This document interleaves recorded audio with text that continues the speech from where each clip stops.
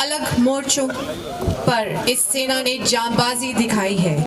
Fasten your seatbelts, for we have the daredevils of the elite 4 Para Special Forces performing on this momentous day skydiving.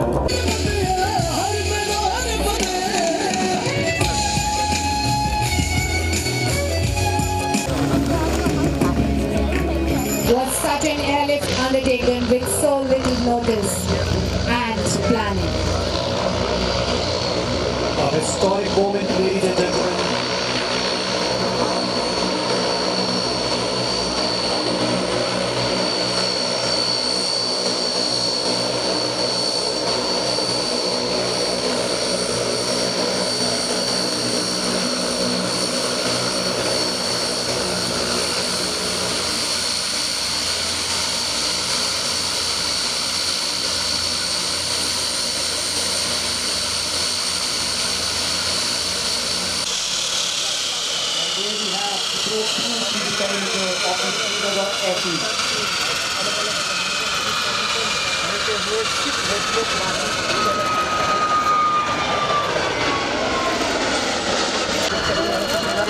Against all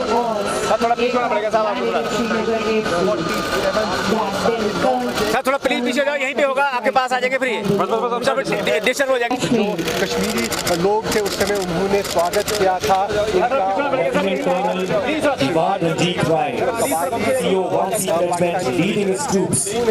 यही जज्बा sir please extra करा नाम मत। शुक्रिया शुक्रिया। अब फौज आ गई ना, अब हम शांति से रह सकते हैं। फौज अब हमको बचा लेगी। ठीक है ना? ठीक है ना?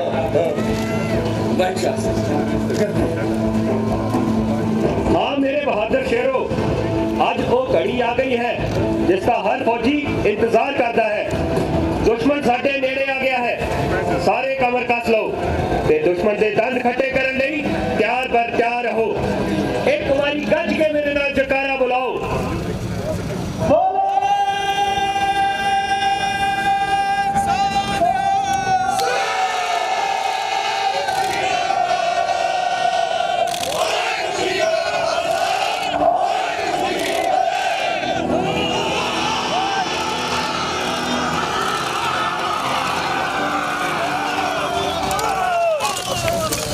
I don't know what effect these men will have on the enemy, but by God, they terrify me.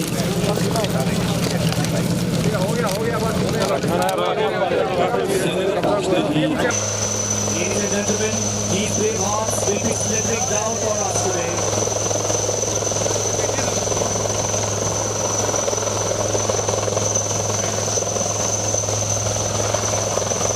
First out we have Naib Subedar Tilak Raj.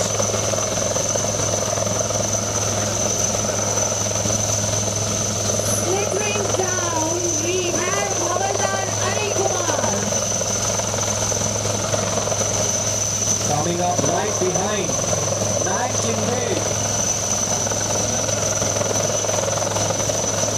And last but not the least, Parakumar Kailash.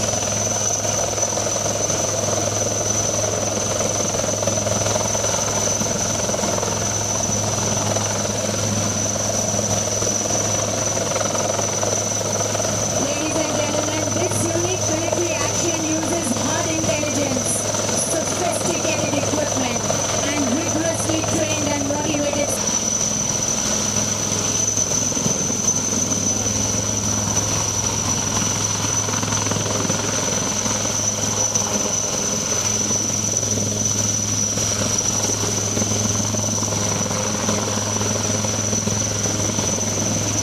Let's see the special forces steadily moving towards the advanced light helicopter.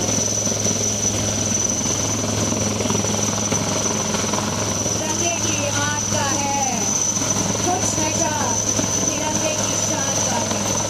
हम लहराएंगे हर जगह तिरंगा, नशा ये हिंदुस्तान की शान का है।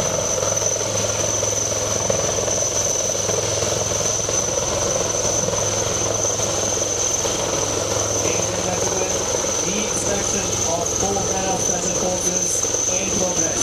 right now.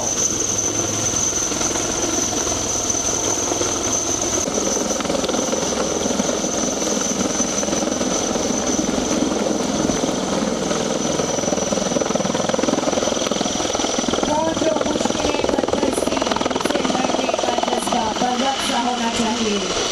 तुझे रोके जो चिंगारी तेरे भीतर ज्वाला दहकनी चाहिए। We believe in this core spirit. Ladies and gentlemen, the Indian Army, the 4 Para SF.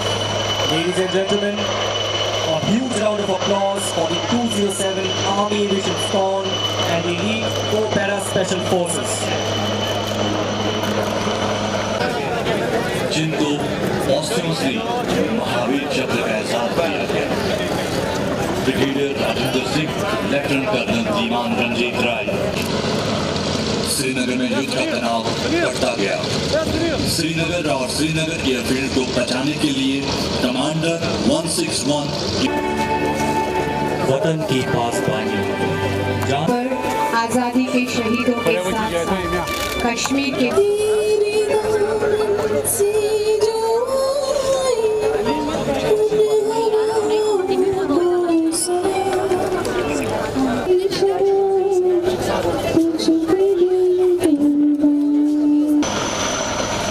Ladies and gentlemen, please brace yourselves.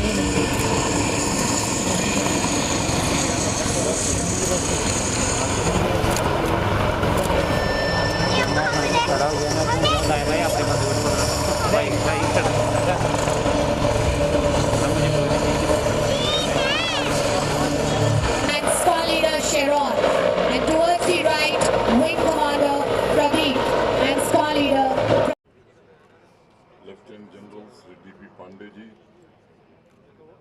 Jammu Kashmir police के DGP Shri Dilbag Singh ji, army, air force, police और सिविल एडमिनिस्ट्रेशन के सभी अधिकारीगण, यहाँ उपस्थित देवियों, सज्जनों, मित्रों तथा मीडिया के साथियों, आज ब्रिगेडियर राजेंद्र सिंह जी की पुण्यतिथि है। सबसे पहले मैं उनकी वीरता, जम्मू कश्मीर, कश्मीरियत और कश्मीरी आवाम को बचाने के लिए किए गए सर्वोच्च बलिदान को नमन करता हूँ, श्रद्धांजलि देता हूँ। 75 साल पहले आज ही के दिन, करीब 3 घंटा पहले, लगभग सुबह 8:30 बजे पहला Dakota aircraft lieutenant colonel D.R. Rai की अगुवाई में श्रीनगर एयरपोर्ट पहुंचा था, जिसे आज हम सब ने अपनी आंखों से देखा है। पाकिस्तानी हुकूमत और उसकी फौज द्वारा ढाए जा रहे जुल्म, हजारों बेगुनाहों और मासूम बच्चों के कत्ल, हमारी हजारों मासूम बेटियों और बहनों पर किए जा रहे बर्बर अत्याचार से लोहा लेने के लिए और जम्मू कश्मीर की एक एक इंच भूमि की रक्षा करने की भारतीय सेना के समर्पण, वीरता और कर्तव्य के प्रति निष्ठा की अद्भुत दास्तान है। कई बार लोग कहते हैं कि साहब जम्मू कश्मीर पर कबायली हमला हुआ था। मुझे लगता है कि इतिहास में अब सुधार की जरूरत पड़ गई है। सच तो ये है कि कबायली के वेश में पाकिस्तानी फौज के जवान थे, जिन्होंने हमारे बेगुनाह भाइयों को बेरहमी से कत्ल किया, हमारे घरों को जलाया, हमारी बहनों और बेटियों की असमत लूटी। लोगों को सच्चाई समझनी होगी कि हमारा पड़ोसी आतंक का पर्याय आज नहीं बना है। आजादी के बाद से ही आतंक को पालने पोसने का काम कर रहा है। 22 अक्टूबर को ब्लैक डे पर जम्मू कश्मीर के नौजवानों ने जुनैद मीर की अगुवाई में एक कार्यक्रम आयोजित किया था। मैंने भी उस कार्यक्रम में शिरकत की थी और मैंने एक बात कही थी कि नई पीढ़ी को बताने की जरूरत है कि विश्व में आतंक के सबसे बड़े रहनुमा हमारे पड़ोसी मुल्क ने सिर्फ 99 के कारगिल आक्रमण में ही नहीं झूठ बोला, बल्कि 75 साल से झूठ बोलता चला रहा है और निर्दोष लोगों की हत्या में शामिल रहा है। मुझे याद है कुछ पुराने दस्तावेज मैंने पढ़े हैं और आज ही के दिन 1947 में दिन के 3 बजे दिल्ली को मैसेज भेजा गया था कि बारामूला में पाकिस्तानी आतंकियों ने तबाही मचा रखी है। लोगों के घर, अस्पताल और चर्च जला दिए गए और सभी डॉक्टर्स, नर्सेस को मौत के घाट उतार दिया गया। अभी हमने साक्षात अपनी आंखों से सब देखा है। बारामूला की सड़कों पर उस दिन सिर्फ आतंक था, चारों तरफ बिखरी लाशें थीं। सभी धर्मों के लोग, चाहे वो हिंदू हो, मुसलमान हो, सिख हो, ईसाई हो, जो भी थोड़े बहुत जिंदा बच गए थे, उन्होंने घर द्वार छोड़कर पहाड़ों में शरण ली थी। और इसलिए सालों से फैलाई जा रही भ्रांतियों को तोड़ना तथा पड़ोसी मुल्क और उसके मुट्ठी भर स्लीपर सेल के मुंह से नकाब उतारना आज जरूरी हो गया है। आज के दिन मैं बारामूला के बहादुर नौजवान मकबूल शेरवानी और परमवीर चक्र विजेता मेजर सोमनाथ शर्मा की पुण्य स्मृति को भी प्रणाम करता हूं। मैं महावीर चक्र विजेता लेफ्टिनेंट कर्नल राय को भी सत सत नमन करता हूं।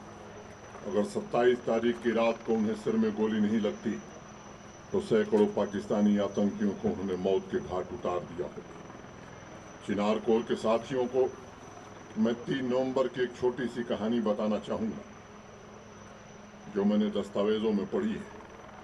700 पाकिस्तानी आतंकियों ने श्रीनगर एयरपोर्ट पर कब्जा करने के उद्देश्य से 2 बजे दोपहर में आक्रमण किया था, लेकिन मेजर सोमनाथ शर्मा और उनकी टुकड़ी ने बहादुरी से सामना किया और उनके नापाक मंसूबों को कामयाब नहीं होने दिया।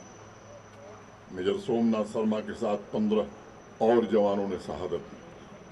अभी आपने पढ़ा है, देखा है, मैं उसे उद्धृत करना चाहूंगा जो मेजर सोमनाथ शर्मा जी ने आखिरी संदेश दिया था।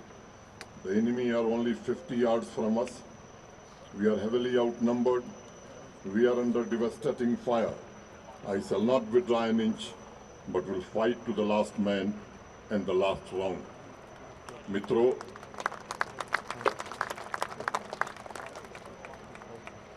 मातृभूमि की सेवा में इससे उच्चतम मानदंड नहीं हो सकते बलिदान।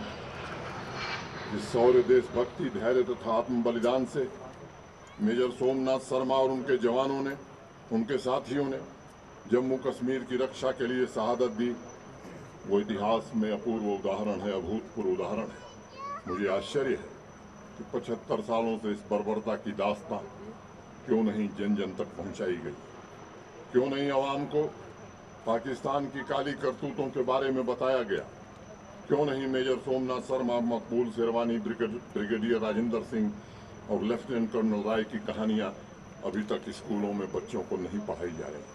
और आज हम कहना चाहते हैं कि अब कहानियां अगले साल से जम्मू कश्मीर के सिलेबस में पढ़ाई जाएंगी। आज़ादी के अमृत महोत्सव पर्व पर हम सभी का ये दायित्व है कि मातृभूमि की रक्षा करते हुए अपने प्राणों की बाजी लगाने वाले इन शूरवीर योद्धाओं की कहानियां हर बच्चे की जुबान पर। मित्रों, श्रीनगर 1947 की पीढ़ी ने राहत की सांस ली थी जब 4 और 5 नवंबर की रात को शहर की तरफ बढ़ रहे ट्राइबल लश्कर के वेश में पाकिस्तानी फौज को श्रीनगर से पहले ही त्रिकुल के पास हमारे वीर जवानों ने मौत के घाट उतार दिया था और उनकी साजिश को नाकाम कर दिया था। दिल में कश्मीरियत और जुबान पर एक ही नारा, तेरा वैभव अमर रहे माँ हम दिन 4 रहे न रहे। ये हमारी भावना है, ये हमारे वीरों की संस्कृति है। जम्मू कश्मीर का हर एक नागरिक हमारे दिल का, हमारे शरीर का अटूट हिस्सा है। मानवता के सबसे बड़े दुश्मन ने हमेशा आतंकवाद को विश्व भर फैलाने का काम किया है और कोई भी सभ्य समाज ऐसा नहीं है जिसको तहस नहस करने की कोशिश नहीं की है। अभी भी नापाक कोशिशें चल रही हैं और ऐसे में आप सभी को देश के सम्मान, अखंडता और जम्मू कश्मीर के हर एक नागरिक की रक्षा के लिए हमेशा चौकन्ना रहना होगा। मुझे आपकी आत्मशक्ति और संकल्प शक्ति पर गर्व है। आज जम्मू कश्मीर समृद्धि और विकास की ओर आगे बढ़ रहा है। और मैं कहना चाहता हूं कि समृद्धि और विकास की पहली और अनिवार्य शर्त होती है शांति, और शांति कायम करने में आप सबका जो योगदान है उसकी जितनी भी प्रशंसा की जाए वो कम है। देश के विकसित राज्यों में जल्द ही इसका नाम शुमार हो, यह भारत सरकार की प्राथमिकता है। भारतीय सेना के सभी तीनों अंग दिन प्रतिदिन मजबूत हों, उनका शौर्य बढ़े और राष्ट्र के सभी नागरिकों की रक्षा की महान परंपरा एवं कर्तव्य को हमेशा इसी तरह अपने मजबूत कंधों को लेकर चलें, मैं ऐसी कामना करता हूं। मित्रों, अभी आपने देखा है जहां सेना के पराक्रमी बहादुर जवानों ने जम्मू कश्मीर को बचाने में अपना सर्वोच्च बलिदान किया, वहीं कश्मीर की आवाम ने भी जो नारे लगाए, मुझे लगता है उसको स्मरण करने की जरूरत है। पाकिस्तानियों का नारा था सिखों का सर, हिंदुओं मुसलमानों का जर, और कश्मीर की आवाम इसके जवाब में नारा दे रही थी, हमलावर खबरदार, हम कश्मीरी हैं तैयार। मुझे लगता है मैं कश्मीर की आवाम से निवेदन करना चाहता हूं, ये आपका नारा रहा है और मुझे लगता है कि आज आवश्यकता है कि फिर से इस नारे को बुलंद किया जाए, आपसी भाईचारा बढ़ाया जाए, और जो ताकतें जम्मू कश्मीर में विकास को रोकना चाहती, जम्मू कश्मीर के अमन और चैन में खलल डालना चाहती हैं, उनको मुंहतोड़ जवाब हम सब मिल करके दें। इतनी बात कहता हुआ आयोजन में जुड़े सभी साथियों के प्रति मैं हृदय से कृतज्ञता ज्ञापित करता हूं और अपनी बात पूरी करता हूं। जय Hind. Thank you, sir. May I request? It gives me great pleasure to be here today for this historic occasion, the 75 years of Badgam landing, in which after the instrument of accession was signed, we moved in quickly our troops. Srinagar airfield was saved, and thereafter we could launch a further offensive and push the Pakistan military, which came as Qabailis, further back. I am sure if the UN had not intervened, perhaps the entire Kashmir would have been ours.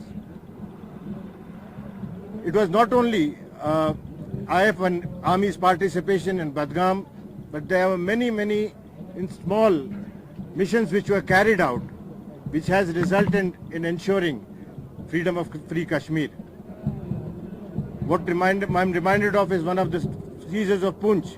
People who had come from Pakistan, who had migrated from Pakistan, they built an airstrip at Poonch in 7 days, and without much of mechanical support, and which had resulted in our aircraft landing in Poonch and saving entire Poonch, an entire area of, which is other side of Banihal and Pir Panjal.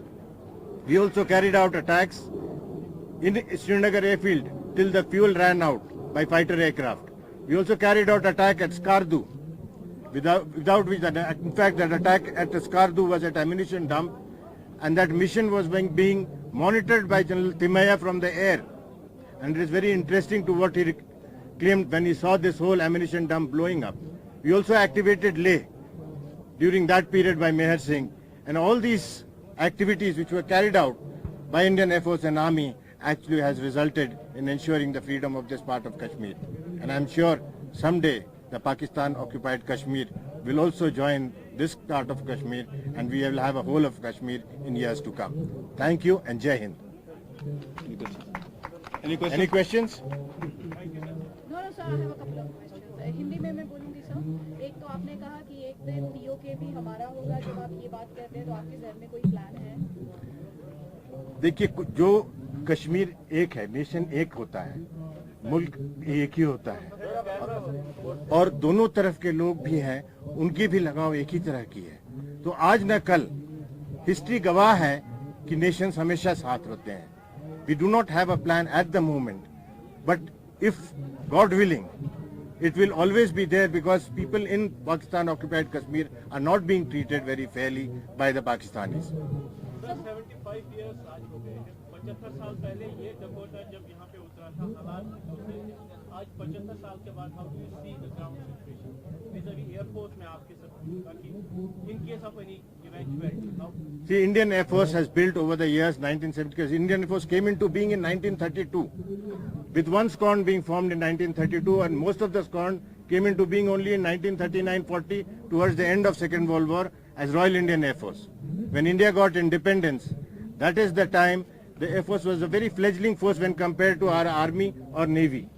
But in short period of time, from then to 47, we made a remarkable difference, and since then in every war, whether it was 47-48, whether it was 65, whether it was 1971 war or Kargil war, in every war we had made the difference. And we have become a very capable force, and the years to come we will continue to serve the nation with honor. Thank you. What are the challenges that Indian Air Force face at present? Indian Air Force faces many challenges. The basic challenge that we face is of technology. The rate of change of technology is so fast in the world today that we have to keep pace with that. And if any nation which is to grow economically has to have a strong military, and we must do and fulfill our obligation to the nation in the years to come, for which we are always ready for the challenge.